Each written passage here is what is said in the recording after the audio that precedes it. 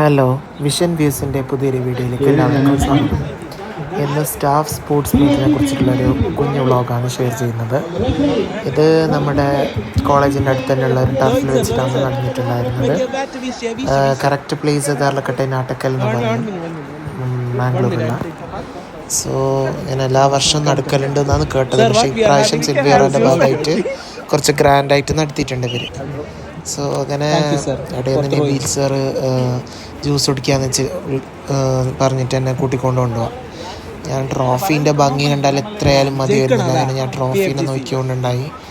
Championship ട്രോഫിയും participants ട്രോഫിയും എല്ലാം തന്നെ ഉണ്ട്. ഞാൻ ആദ്യം തന്നെ ക്രിക്കറ്റായിരുന്നു സ്റ്റാർട്ട് ചെയ്തത്. ക്രിക്കറ്റും ഫുട്ബോളിനുള്ള സ്പേസ് പുറത്തും, പിന്നെ ബാഡ്മിൻ്റന്, വോളിബോള്, ത്രോ ബോള്, അങ്ങനത്തെ ചെസ്സ്, അങ്ങനത്തെ കാര്യങ്ങൾക്കുള്ള സ്പേസ് അകത്തുമാണ് കൊടുത്തിട്ടുള്ളത്.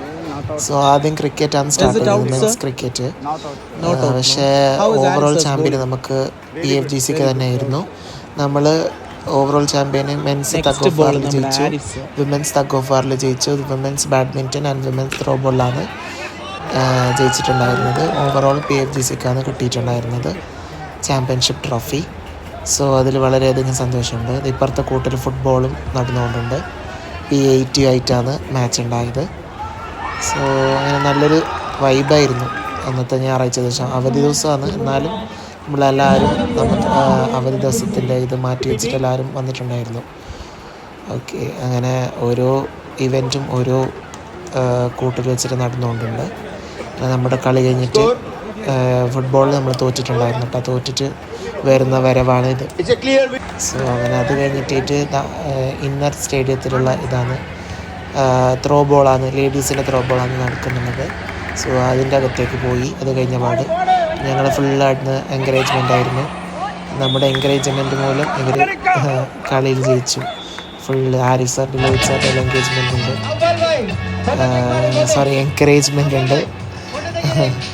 അങ്ങനെ മ്യൂസിക്കൽ ചെയറും ഇടത്തകൃതിയായിട്ട് നടന്നുകൊണ്ടുണ്ട്.